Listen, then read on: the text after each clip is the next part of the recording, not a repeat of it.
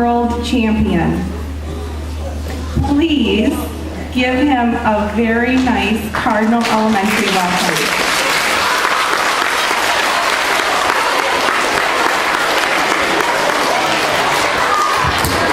All right, thank you. Thank you very much, and good afternoon to you all. You know, every time I'm introduced, it always amazes me of all the things I've had the opportunity to accomplish and do in my career. But the one thing that it comes back to is how it all began for me. As a little kid, growing up in Chillicothe, Missouri. As a little kid growing up in Chillicothe, my brother, sister, and my mom and I, we lived with my grandma. And grandma was very elderly, and mom was always taking care of her. And my brother and sister, they had their friends, but for me it was different. I was always the last kid to be picked for anything, if ever picked at all. I was always the one left out. I always stayed most of the time in the backyard of my little fantasy world that I created. But when I got into kindergarten, the kindergarten teacher realized immediately that I had a disability. And the kindergarten teacher simply admitted right at that point and said, "Charlie will never amount to anything. He'll never succeed. He'll never be able to learn." So immediately I was tagged. And back in those days, boys and girls, if you had a disability, what happened is that they took you and put you to the back of the room and you were forgotten about. And they moved you from grade to grade without ever learning anything. When I got into first grade, the kids in first grade learned about my problem, and they were really mean. They started calling me all kinds of names, like, "There goes this stupid kid, there's a dummy, he can't learn." I could never play with them on the playground. They would shun me and keep me away from them. Many times I'd sit out on the playground up against the fence with tears coming down my eyes, wondering why kids treated me like that. I just didn't understand. When I got into second grade, it got worse. They had moved me into second grade still at the back of the room. But on the way home, they would attack me. They'd call me all kinds of really bad names. They'd trip me in the middle of the street as cars were going by, throw rocks at me. Many times I'd go home with skinned knees and elbows. I was always wondering, why do I even have to go there? I don't understand it. Well, they moved me on into third grade. But when I got into third grade, my third grade teacher, Miss Wiley, she did something the other teachers never even thought about. She took my desk from the back of the room, brought it up front, and set it right next to hers. And she started working with me one-on-one. First of all, understanding that the alphabet were letters, letters became words, and words had meaning. The very first books that she got me into, teachers, Dick and Jane, see, spot, done, those simple little words. The light started to come on. She was also my protector. On the playground, I could go out and I could hang around her, and the other kids wouldn't bother me. She would protect me. And she knew I had problems on the way home from school, so what she'd do, she'd have me stay after school every day and wipe down the blackboards. So all the other kids go on home and they couldn't terrorize me on the way home. She was something special. Well, one night at home, my brother was out in the front yard with some of his friends. And I was sitting up on the porch after I got home and I was watching him, and he had a deck of cards and he was doing this simple little card trick with them. And when they left, I asked him, I said, as he came up on the porch, I said, can you teach me how to do that? And he took the time to show me how to move the cards with my fingers to be able to work the trick and make this simple little trick work. I practiced on that the rest of the night. Next morning, I took the cards and I snuck them into my coat pocket without telling my mom. Now I headed off to school because I wanted to show Miss Wiley I could do a card trick. I was excited. So I got to school before school started, and I went to her room. There was Miss Wiley sitting at her desk. And I went up to her, I said, "Miss Wiley, look, I can do a card trick." And I did it for her, and she got all excited about it. And then all of a sudden, she turned on me, and she got serious. And she took those cards out of my hand, put them on her desk, and grabbed me by the hand, and said, "Come on, Charlie, come with me, let's go." We headed out the door and down the hallway towards the principal's office. I thought, boy, I'm in big trouble now. They're going to call my mom. I knew I was being had. But Miss Wiley, she pulled a fast one on me. Instead of taking me to the principal's office, she took me across the hallway into the library. I remember she sat me down from this big shelf of books. She said, "Look, Charlie, what do you see?" I looked and I said, "Books." She said, "No, look closer, see what there is for you." I started looking at all those books. Second shelf from the bottom, one book caught my attention. Why? Because it had a rabbit coming out of the hat. And I knew what that meant. And I opened that book up. Oh, the pictures are great. I just couldn't read the words. But she took that book and myself and went back to her room and set me down at my desk next to hers. And that morning before school started, she read through that book 3 times. It was a simple read book. You can go through it in 5 minutes. But she started working with me on that book, day in and day out, for 2 weeks. At the end of the 2 weeks, I had mastered that book on magic. I knew every word was in it, what it meant, and I knew every trick. She was amazing. But then, before school was out that year, she had found more books on magic for me, but she pulled another fast one on it. She had me stand in front of the entire class and do a magic trick. I remember I took a piece of rope about that long, cut it in half, and instantly made it go back together. When I did it, the kids in the class went, "Whoa, how'd you do that?" Boys and girls, that was my life-changing moment. Why? Because from that point on, the kids that were being mean and bullying me and treating me with disrespect, all of a sudden respected me. No more were they bullying me, treating me bad, but all of a sudden, I became everyone's friend.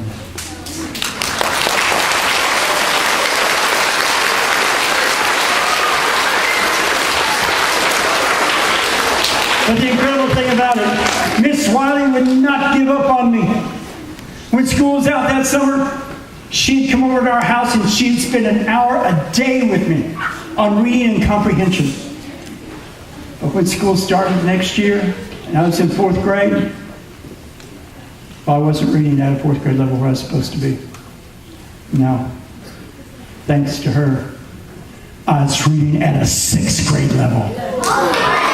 Why? Because one teacher, when I was 9 years old, she showed me the magic on what it took to make my dream come true. For me, it was to be an escape artist, a magician, and travel the world and perform for incredible people. But whatever you want to do or be, whatever you want to become, I challenge you to go to the library, find a book on it, open it up, and let the magic happen. Because, boys and girls, the magic was in learning to read. Well, I read everything I could from that point on.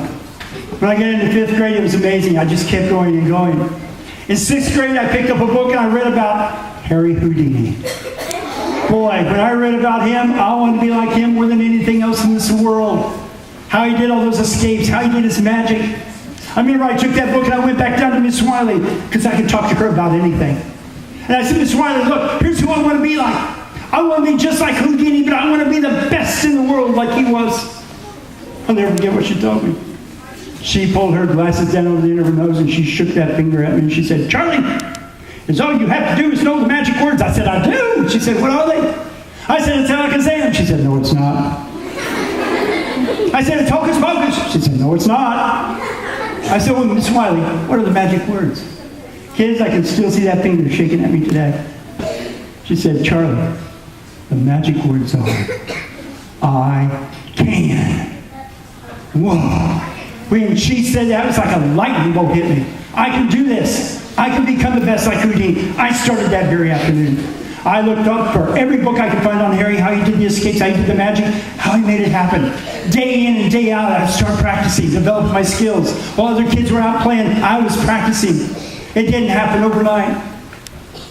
It would take me 14 years of hard work every day, believing and saying I can.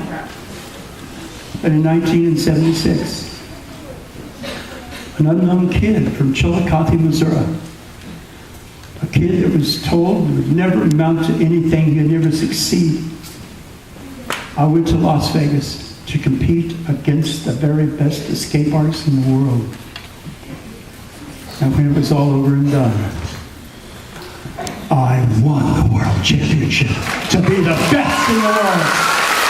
Why? Because one teacher told me I could, and I believed. But the best part of the story, so when I got into the finals, I flew Miss Wiley to Las Vegas. And she was sitting there.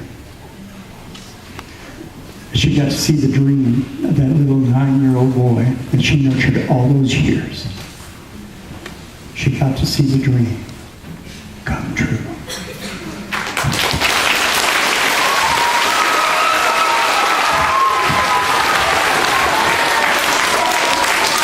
So hey, you want to see some magic?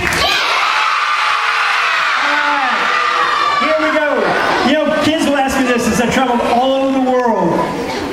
Kids will say, "How do you do that magic stuff? How is it done?" Well, it's done because we can trick your senses. Like seeing, hearing, taste, touch, and smell. We can distort your senses a bit and make it happen. Let me show you what I mean. It's like this newspaper, for it is just that, a newspaper, and absolutely nothing within. But if I want to create a little bit of wonder, a little bit of magic, I'm going to start by using your eyes. Let's let your eyes tell your mind something right quick. First of all, your eyes are telling your mind that the paper's being torn. Well, this is obvious because you see it happening. There's another sense being used as well, and that would be the sense of hearing right. Because not only does it look like it's being torn, but it also sounds like it's being torn. So if it looks like it and it sounds like it, then obviously the paper is being torn. That is, unless for just a moment I was able to trick your senses into believing it, and if it were possible, then what you just saw, well, what you just saw, it just didn't happen at all. And you see, that's what magic's all about, creating your illusion. There you go.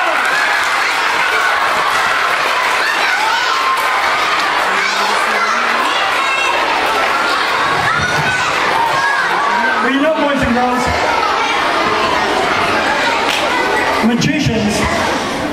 magicians of 1,000 years ago, they were actually the scientists of the day. They understood the laws of nature, but other people had no idea what that even meant. As a matter of fact, we're governed by the law of nature right now, the law of gravity. Without gravity, we just float off in space. Unless, for just a moment, I was able to even manipulate the law of nature. Let me show you. A vase. It's just an old brass vase I found in an antique shop. Nothing special about it. Young man, right there in the corner. Come up here. Stand right there. Check it out. See, it's just an old brass vase. Nothing special. And I've also got a piece of rope. Vase. The law of gravity states, if I place the rope into the vase, hang on to the rope, and if I let go of the vase now, what's going to happen to the vase? It's going to fall to the ground, make a loud noise. Likewise, the rope just falls out of the body because of the law of gravity. However, sometimes we're able to turn nature upside down. And when we do, we can even defy the laws.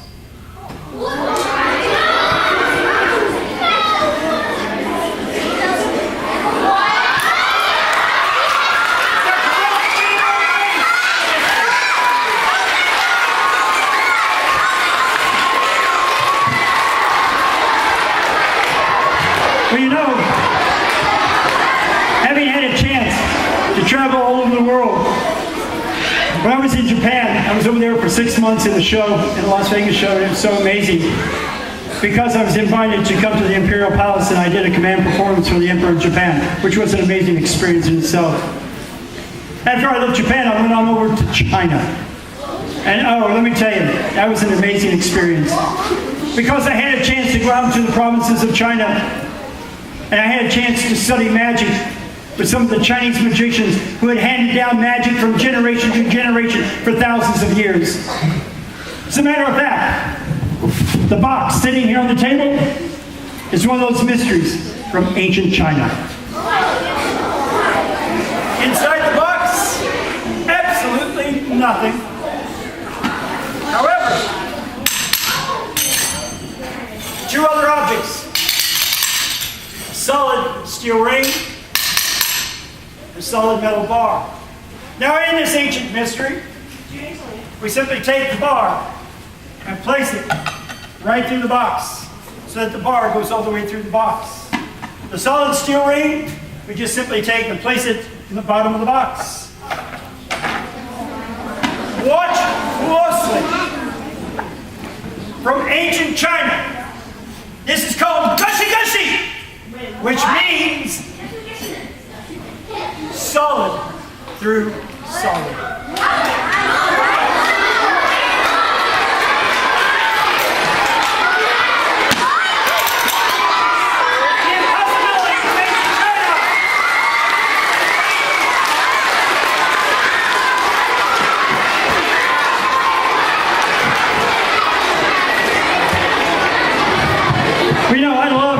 Involved in my magic as well. As a matter of fact, right now I'd like to create for you what I call the fastest illusion in magic. And to do it, I'm going to need somebody to give me a hand. I need a volunteer to come up here. Let's see what we can find. All righty. Where can we find it? Right there. There's a coach right there. And get right in front of it. Yeah, just put yourself right there with a gray shirt. A gray shirt. Come on down. All right?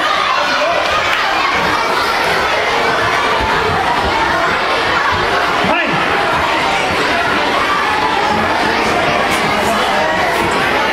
All right. Keegan's going to help me out with this next mystery. Now, Keegan, in this mystery, you're going to be everybody's eyes, okay? Let me explain. Keegan, we have the hand back there.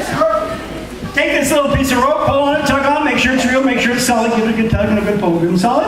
Okay? Keegan, another piece, check it out. Make sure it's real, make sure it's solid, give it a pull, give it a tug. Check this one out too. Check out all 3 pieces of rope. Hold tight, give them solid. Real rope. One more, Keegan, check it out. Make sure it's all solid rope, real nylon rope all the way through. Good and solid? Okay? All right, Keegan, watch closely. Or I'm going to attempt to create an illusion. An illusion of taking all 3 ropes of different size and different lengths and instantly make them all become the same size. But for you, Keegan, it's going to happen in a very special way. Why? Because Keegan, turn around, face everybody, keep your hands right to your side. Keegan, it's going to happen just an inch or so in front of your eyes. You're going to have a chance now, Keegan, to see everything I normally see in this mystery. The only thing I see now is that wavy curly thing in the back of your head. So, all right, ready, Keegan? Okay, watch closely, buddy. Here we go. We're going to start it off by bringing the ends of the ropes together. Because you see, Keegan, if all the ends of the ropes are equal and they're the same size, the ropes should be too. That stands to reason. But they're not. They're still the small, medium, and large piece. But here we go, Keegan. Right in front of your eyes. Don't blink. You're seeing everything. 1,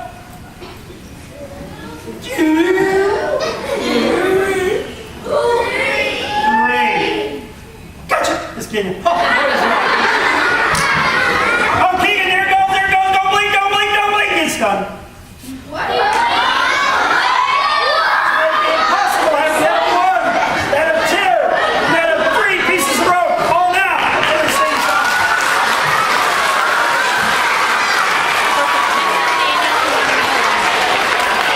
Oh yes. Don't forget, yes, I can count them all up of having that of 1, having that of 2, and having that of 3 pieces of rope all now the same size, but just remember this. This is just an illusion, and I'm tricking your senses, especially Keegan's, and I can prove it to you. Keegan, hold your hand right up here like this. Because you see, originally in this mystery, don't forget, it started with a large piece of rope, a medium-sized piece of rope, and yes, there was a small piece of rope. That was an illusion. Give Keegan a big hand. What do you say?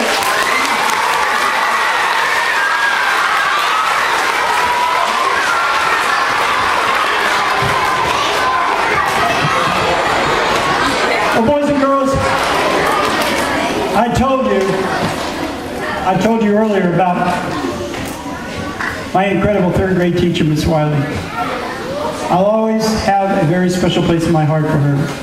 She changed my life. She was incredible. But you know, your teachers are just as incredible. Let me tell you why. First of all, because they care about you. They love you and they want to see you do good. But I know sometimes it's tough.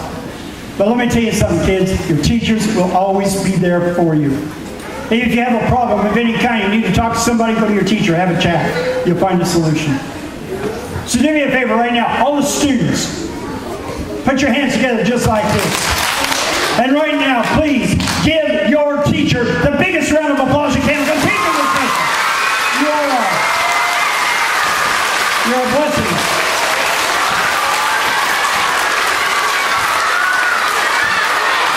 Hey, kids, I got an idea. Let's get a teacher up here to help me out. What do you say, okay? Oh, my goodness. Okay, all hands down. All hands down. All hands down. I see the perfect teacher for this. That teacher is sitting right over there. Sit her down.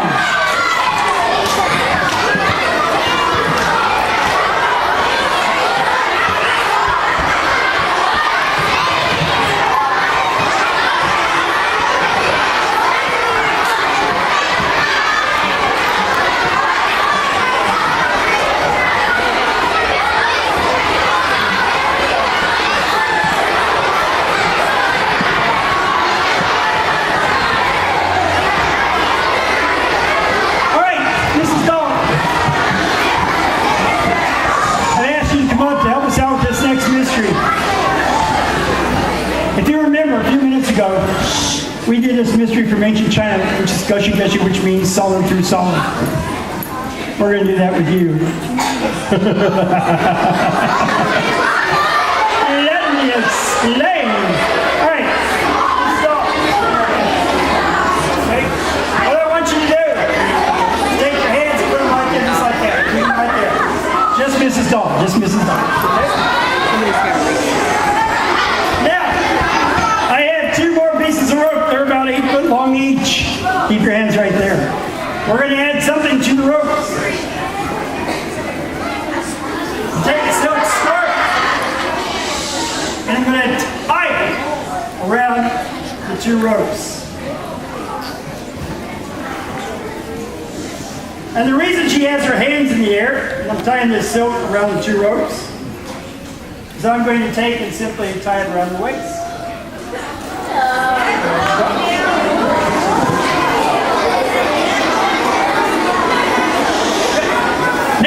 We've got her tied at the waist. Hang on, I'm not done. Take another silk. Tie it to your wrist. Hang on, I'm not done.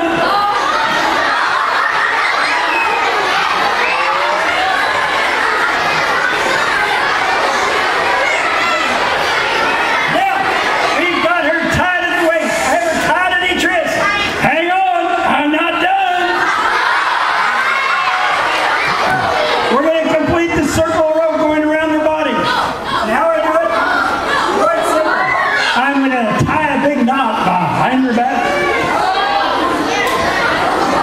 So now,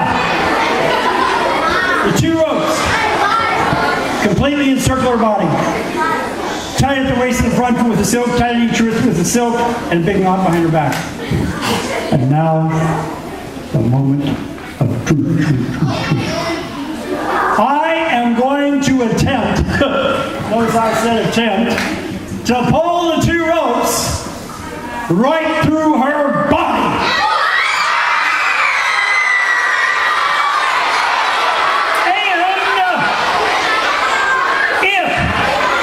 That big word if it works. The only thing we made on her will be the silk tied at her waist. It'll still be there. The silk's tied at her wrist will still be there, and the rope will be free. And if it doesn't work, well, I'm afraid some of you students back there are going to have a teacher with one of those split personality things, okay? All right. Everybody be real quiet so she can hear me. At the count of 3, I want you to head that way very quickly, okay? All right. 1.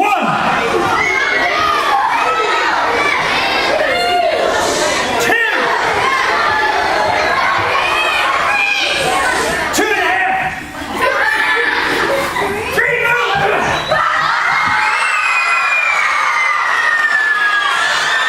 There's where she was. There's the ropes. There's an idea work. Give her a hand. What do you say?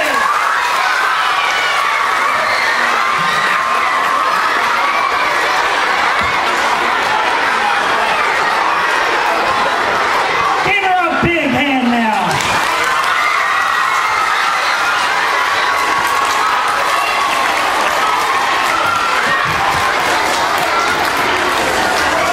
The boys and girls, right now comes the best part of the whole show. And I say that sincerely. Because I get to ask you all a very important question. This is the same question that I've asked millions upon millions of students all over the world. Be honest in your answer, and don't let somebody sit next to you dictate your answer.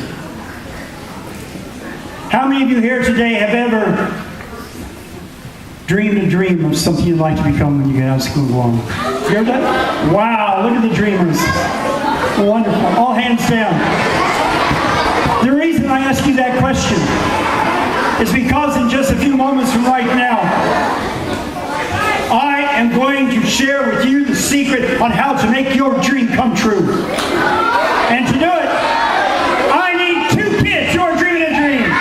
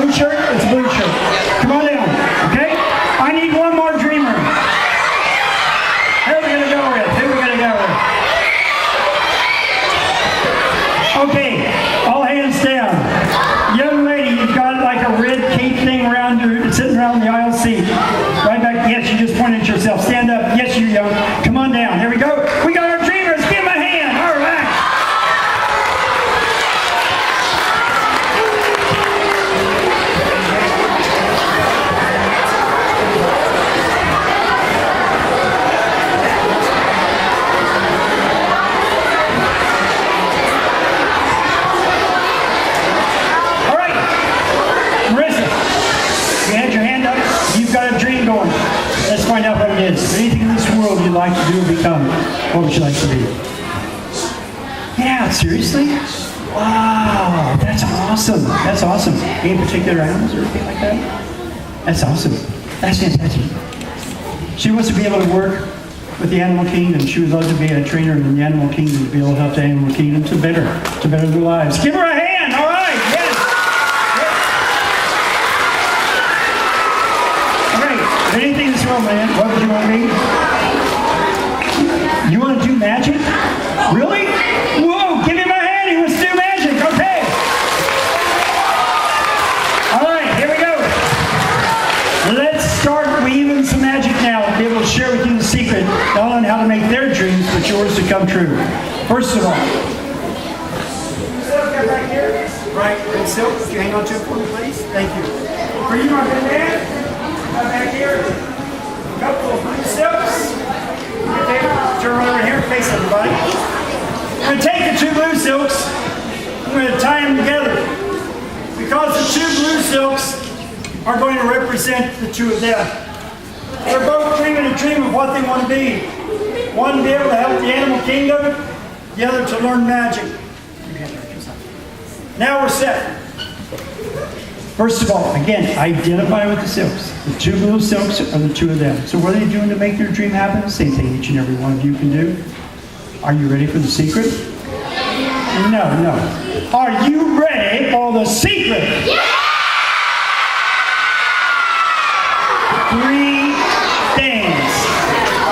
Three things, boys and girls, and I know because I did this and became a world champion. Number one, first of all, learn just to pay attention. Whether it be at home, at school, the playground, your neighborhood, your classroom, focus. Pay attention to your surroundings. Number two, when you go home, your folks might ask you to do something. So you get up right there and get it done. Or here at school, a teacher may ask you to do something. Get up and get it done. Why? Because you're learning a thing called respect. Wow, that's a powerful word, respect. And what does it mean? First of all, it means you do not go around cutting other kids down, calling on names, making them feel bad because of the situation. That's disrespectful. Boys and girls, I knew what it was like to be disrespected. All those years growing up, the kids were being mean to me and tormenting me, throwing rocks at me. Those scars are still there, and I remember them. But instead of putting somebody down, treating them and bullying them, if you see one of your friends doing something good, go up to them and say, hey, you did a great job, way to go, I'm proud of you. Because when you do that, it's going to come back to you 10 times over. Respect, a powerful thing. Number three, the most important thing of all. Whatever you do every day, in your heart and in your mind, you say those magic words, I can, and believe it. You bring all that together, and dreams really will come true. Mine did. Well, the two of them are going to do it, but wait, we've got a problem here. The problem is the red silk. Let's say this silk is a student too, but this kid's just the opposite of them. This kid doesn't dream dreams because he doesn't want to. This is the same kid who causes disruption in the classroom, has to be pulled out of the hall room. This is the same kid on the playground, likes to be able to go out and be mean and hateful to the other kids. This is the kid who becomes the bully. You know, bullies will never succeed or never win. A bully is a person who's empty on the inside. They're hurting, so they want to hurt other people in the same way. Or some of you may think you're better than somebody else. Boys and girls are all equal. Nobody's better than anybody else, and so you shouldn't be going out bullying each other. Let me tell you something. Bullies will never win. This kid in our story, he will grow up to be a bully.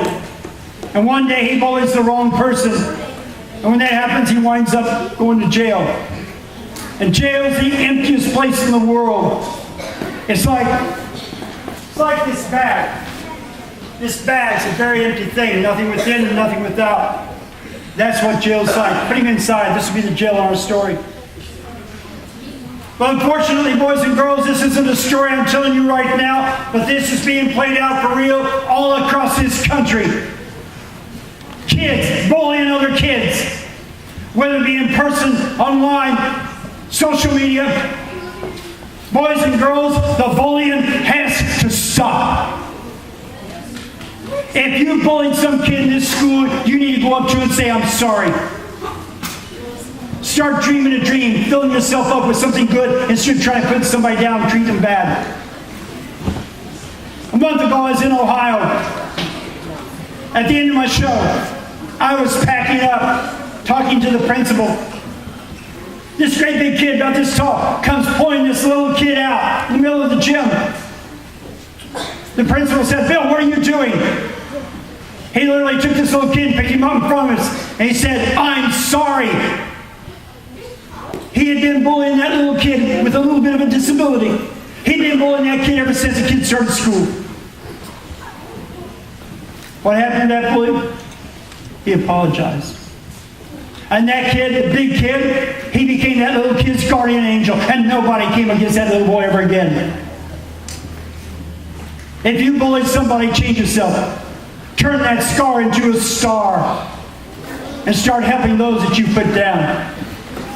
Believe in yourself. Because let me tell you, like this kid, he winds up going to jail. Jail will devour you, and you will cease to exist as a person. This kid, every time he get out of jail, break the law and throw him back in until finally a judge said enough. He's worthless. Forget about him. Boys and girls, don't let anybody ever tell you you're worthless. Because every one of you kids here today, you have the ability of greatness in you. And so all you have to do is reach in there and pull it out. Because you see, this kid, he was through. Jail had devoured him. He was done. Don't be like him. Be like the two of them. They've got a dream here. She dreams of training animals to be able to help them in every way, to be able to preserve and help and protect them. I think it's so wonderful. Matter of fact, I want to congratulate you. And I'm going to shake your hand now. You know why? Because you will become an animal trainer, but I think you're going even more than that. I see you as a veterinarian, taking care of the entire animal kingdom. And in doing so, you're going to write books and you'll become very famous. As famous as Dr. Poe over here in Michigan. You can do it. Dream that dream. You can make it happen. Give her a hand. She can do it. Yes, she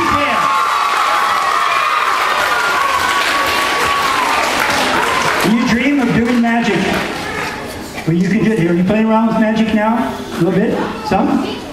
Here's the thing. I challenge you to go to the library, find some books on it. That's the way I started. And you practice every day. Say it in your mind. I can. And one day, you're going to develop into a great magician. And I'm going to sit back in my easy chair as I see you on America's Got Talent. And buddy, you'll take it all the way. Dream that dream. Make it happen. Give me my hand. What do you say? Oh, no, hold it. The guy that went to jail and said it was no good. Remember, the judge said, he's worthless. Forget about him. Boys and girls, as that kid was going to jail for the final time, the two of them, as adults now, they understood. And they decided to reach in and help that kid out.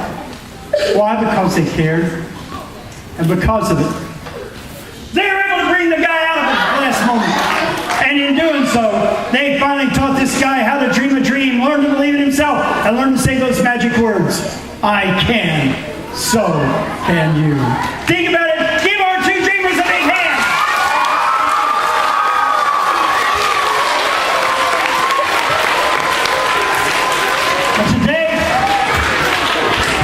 Today I'm going to challenge you. I'm going to challenge you to dream a dream. Believe it. And follow it all the way through. Because when you do, and your friends watch you, you're going to change. When that happens, you're going to blossom into something wonderful and grand right before everyone's eyes. Because all you have to do is believe. And when you do, stand back. Because your friends are going to go, well, what happened to you? You changed. So what do? Share it with them. Tell them how you did it. Because your friends are going to be like this too. Still empty, wondering what's going on out there. So you tell them. Dream your dreams. Learn to say I can. Because when you do, all of you, you'll all be something wonderful. You'll all be something grand. Think about it today, boys and girls. It's magic.